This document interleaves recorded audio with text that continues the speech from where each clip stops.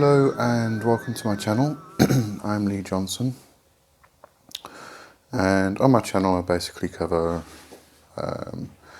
things to do with business nature and entrepreneurs and how to create websites, online marketing, but also manifestation, law of attraction, but including the more esoteric, advanced, magical side of things.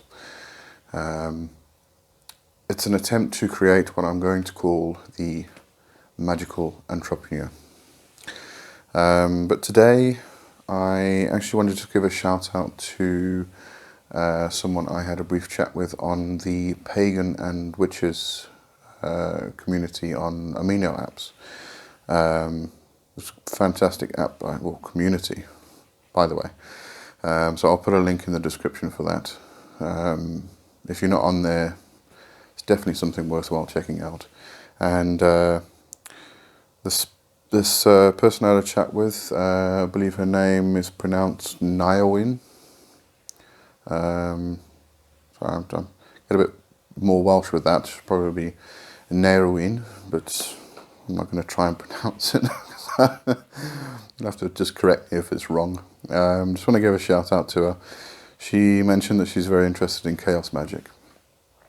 So I just wanted to actually just discuss Chaos Magick and try and give an idea of what it is. It's probably one of the most difficult paths to actually define.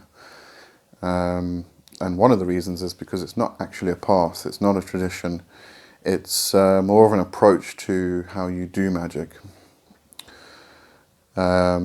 Chaos Magick was actually created in the 70s by two men. One of them was Ray Sherwin, and the other one was Peter J. Carroll. And you can find their books online, in bookstores. I don't think they're out of print. I haven't checked recently. But you should be able to find their books quite extensively, actually. And they got together and they formed Chaos Magick. I don't want to go into too much history because there's a lot of history you can actually check out on the internet. I want to talk about Chaos Magick itself. So they created it. It was a lot of the techniques and a lot of the principles were actually taken from Osmanes Spear. And his practices, especially when it comes to Sigil magic and Spear's Alphabet of Desire. Sorry, let me just clear my throat. I should have got a bottle of water with me, I think. Now, I think one of the best explanations I ever heard about Chaos Magick was years ago, somebody on a Yahoo group gave this explanation. So, picture yourself in a room with a huge big table, and on this table there are selections of all different types of food. So you've got some roast chicken, you've got some beef, you've got a platter of vegetables, you've got desserts, whatever desserts you want. You've got Indian food, you've got Mexican food, you've got all the choices of food you could possibly even imagine. And whereas, for instance, a Wiccan may take one platter, or a Kabbalist may take another platter of food, the Chaot or Chaos Magician, they basically have the whole selection. So they can take from the Wiccan, from the Kabbalist, from the shaman, from whatever it may be. So they pick and choose what they want, and this is basically or mainly why it's actually not a path itself, but it is an approach. I'm going to continue to call it a path just for ease of explanation and conversation. Now there are some things that people consider to be Chaos Magick practices, specifically Chaos Magick, such as Sigils and Servitors. But if you look back, they have a basis in history. So Sigils, for example, I mean, if you look at bind runes or binder runa, you'll find that when you take runes and you overlap them, incorporate them into a specific different glyph in order to create an intent, then you're looking at the same type of thing as modern Chaos Magick sigil workings incorporate. Obviously, with binder runa, be very careful, because the runes are extremely powerful. So if you combine the wrong runes, you can you can blow the top off the house. But I mean, as far as sigils go, it goes way back in history. You have the seals of the angels and the demons. I explained a lot of this in a previous video, but I'll just recap briefly. So you do have a lot of seals. You have the veve of the lower that you use to call the particular spirits. It's kind of like calling cards. So they aren't specifically sigils as we know it in modern Chaos Magick. However, you can use, for instance, the magic squares from Kabbalah, and you can trace a pattern onto the square using gematria and all sorts of other Kabbalistic approaches, which I'm not going to get into now. So you can draw a pattern on the magic squares in order to create a sigil, but in a case like that, that's mostly when you're trying to create a sigil or a calling card for a servitor. So sigils and servitors do go hand in hand. Sigils obviously can be used individually for sigil magic itself. So mostly manifestation techniques. Then if we get into servitors, servitors are thought forms that the magician creates. The magician gives birth to, really, and they are such thought forms that they go out and they do a particular task, they bring back certain knowledge, whatever the intent and the purpose of the servitor actually is, which was imbued by the magician. But now even that goes back in history. The Tibetans had the tulpa. In more traditional British craft, you have the al-rayun. So even the thought forms, I mean, you could say the golem, but the golem is more of an artificial anthropoid rather than an artificial elemental, if you're looking in the Hebrew and Kabbalistic practices. So whereas the golem is an anthropoid, which means it's brought to life by the elements, but it is a physical structure, the thought form, the servitor or the artificial elemental is a being of energy. So the servitor is something the magician creates, and some people will use the elements to actually bring it to life. Some people will use their own power, their own energy. But at the end of the day, it's a being of energy. Now those servitors, if they're used in a particular way and they are fed in a particular way, they can actually become egregores. Let me briefly talk about egregores. This was actually explained to me very, very well by a Russian guy who studied the shaman and shamanka of Russia. If you imagine a cloud, imagine a group of people, and above them is a cloud. And what they're doing, this group of people all believe in the same thing. They all have the same intention, all the same beliefs. And as they discuss things, they feed energy into this cloud, and the cloud gets bigger and bigger and bigger. And that cloud can also feed energy back down to them as long as it's kept fed and it's treated properly. And this is the thought form of the group.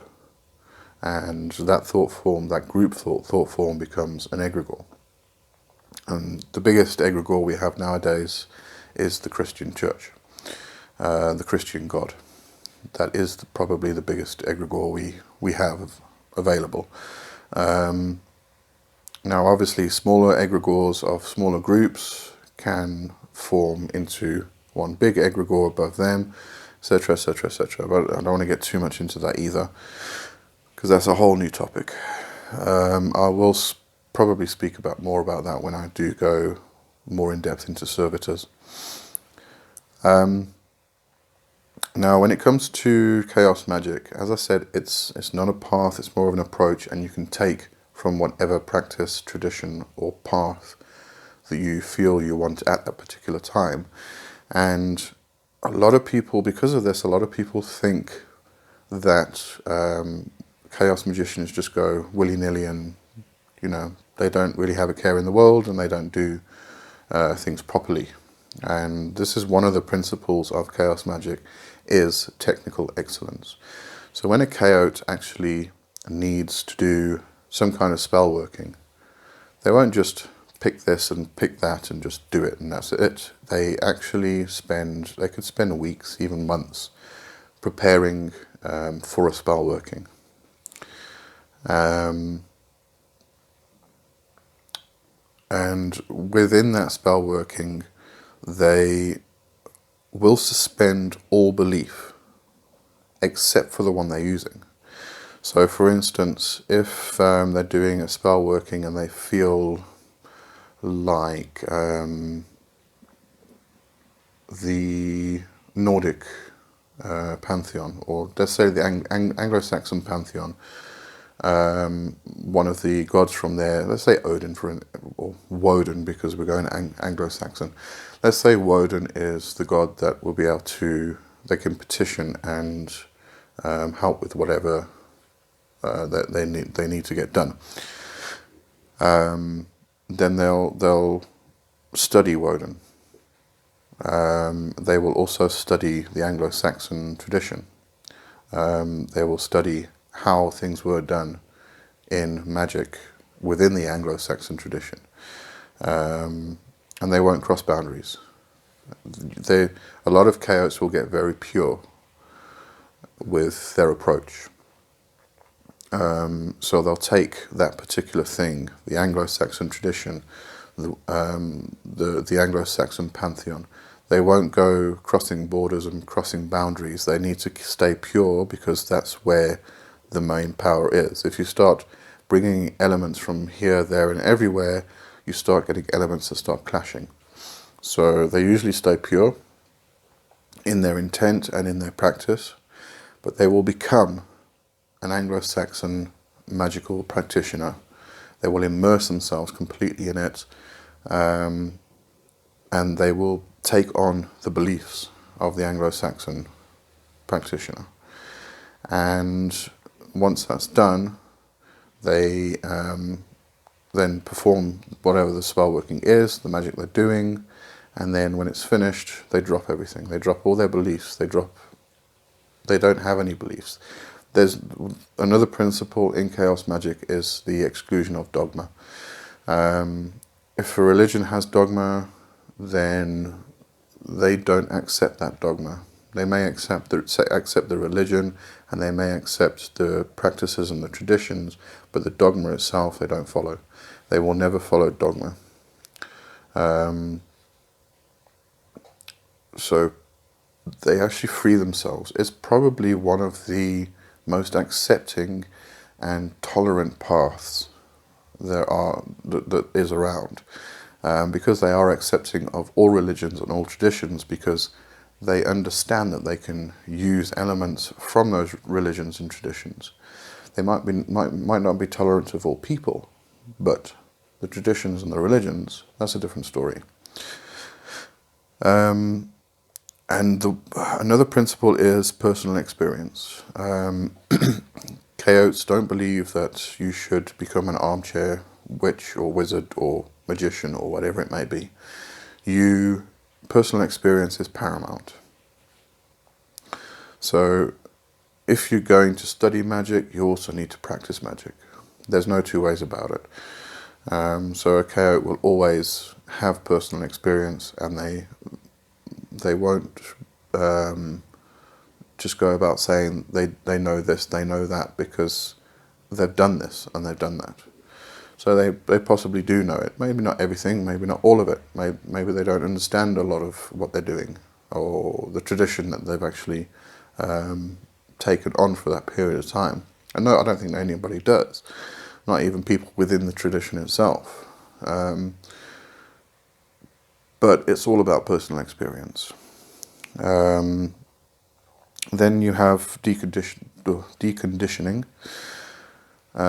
It goes hand in hand very much with the exclusion of dogma. With deconditioning, it's a way of taking the beliefs you have that have been instilled in you since you've been a child, and removing them and deconditioning yourself. You might come across a lot of witchcraft, especially traditional witchcraft communities, that believe that if you came from a Christian background, you should repeat you should say the Lord's Prayer backwards.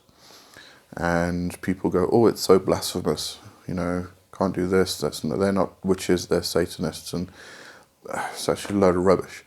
The reason for it is to decondition you. By saying the Lord's Prayer backwards, if somebody from a Christian background doing that usually feels guilt. And in order to decondition yourself, you do it until you don't feel guilty, if that makes any sense. Somebody can come from a Christian background, move into witchcraft, and say that they have no ties to it. They're always going to have ties to their background. If it wasn't for their background, they wouldn't be who they are now. So, but they may say that they don't have ties to it, and therefore they can do this, and this.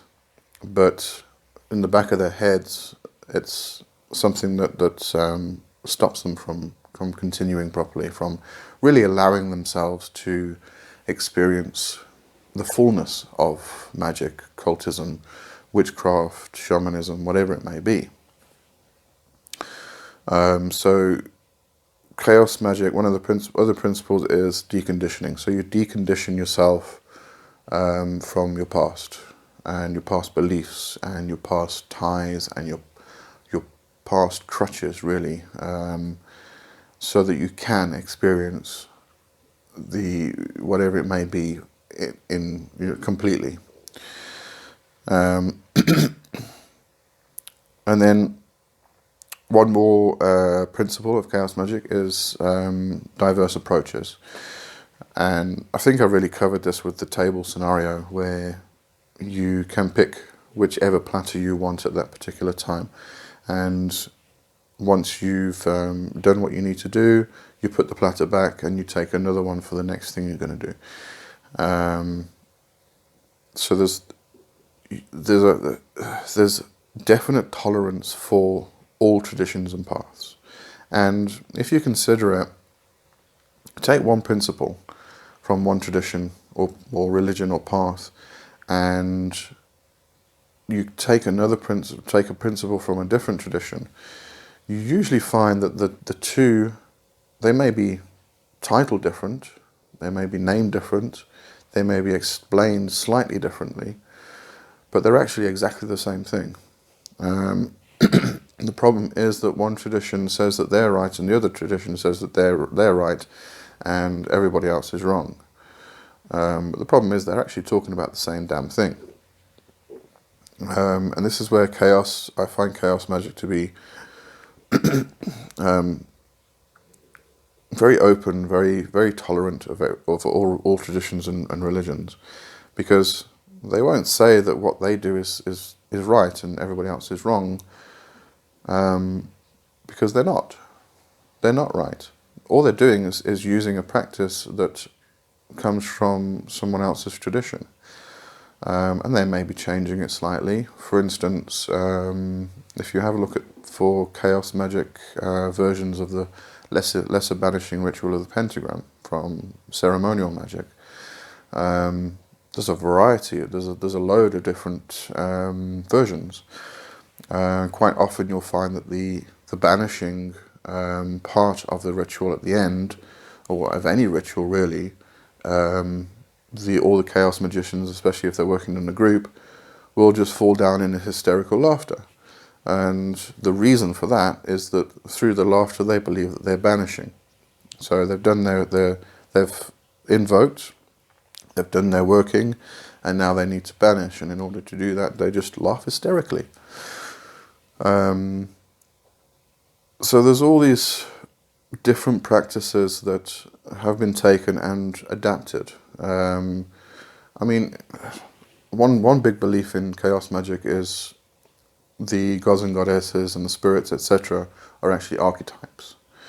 I'm not completely au fait with that. I believe that the gods and the goddesses and spirits, the land spirits, the whites, etc., that they have an intelligence. There are some that have sort of morphed into the intent that people have put into them. And even some that have been created by people, and it's that god or goddess does actually become an egregore. But they do have intelligence. An egregore has intelligence. An egregore can think. An egregore can react.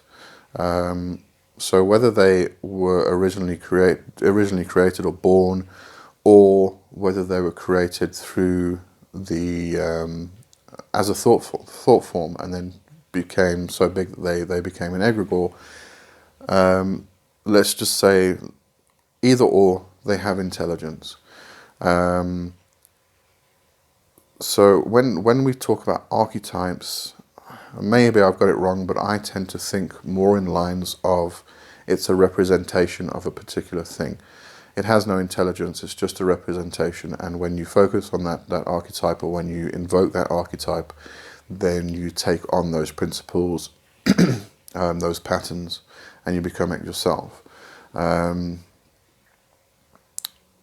I'm not really, it doesn't really fit perfectly with me, that. I still have my own belief. But now I've forgotten where I was going with this part. I probably explained it. I don't know where I started. Okay, I'm going to leave that one there. And okay, the last principle of chaos magic is gnosis, spelt with a G in, by the way. It's got nothing to do with your nose. It's got to do about knowledge. Gnosis actually literally means knowledge. But a Gnostic state is one whereby you put yourself into a deep trance state. It's an alternate consciousness. And in order to practice any kind of magic, any kind of spell working, the chaos magician will put themselves into a Gnostic state. And there are various ways to achieve this Gnostic state, and there are two basic principles here. So you've got the inhibitory state and the excitatory state. With the inhibitory state, it's the type of method where you may use meditation. So it's passive. Let's say it's passive. It's not an active form of gnosis, or putting yourself into a state of gnosis. Oh, my throat today. Then you get the excitatory state. This is more active, so it may be drumming, dancing, sex. It's an active way of putting yourself into the deep trance. Very important in chaos magic. And I think I've actually explained it pretty well. There's not really much to say on a broad basis, apart from getting into the individual practices themselves and having a look at some of the people who have influenced chaos magic quite extensively. if you do want to read more about Chaos Magick, as I say, Ray Sherwin and Peter J. Carroll are excellent, and Phil Hine is also a fantastic read. Those are the three I would suggest the most. Of course, there are lots of chaos magicians out there who have written essays and books themselves. So if you want to go find those, great. But obviously, I'll be talking more about Chaos Magick in the future, because it is I was going to say it's one of my paths, but it's not a path. How to confuse yourself. Alright, so I'm going to end this one here. And thanks to Nairwin. Nairwin? I don't know. Just again, you're going to have to correct me on the pronunciation if you're watching this. And I'll see you next time. Cheers.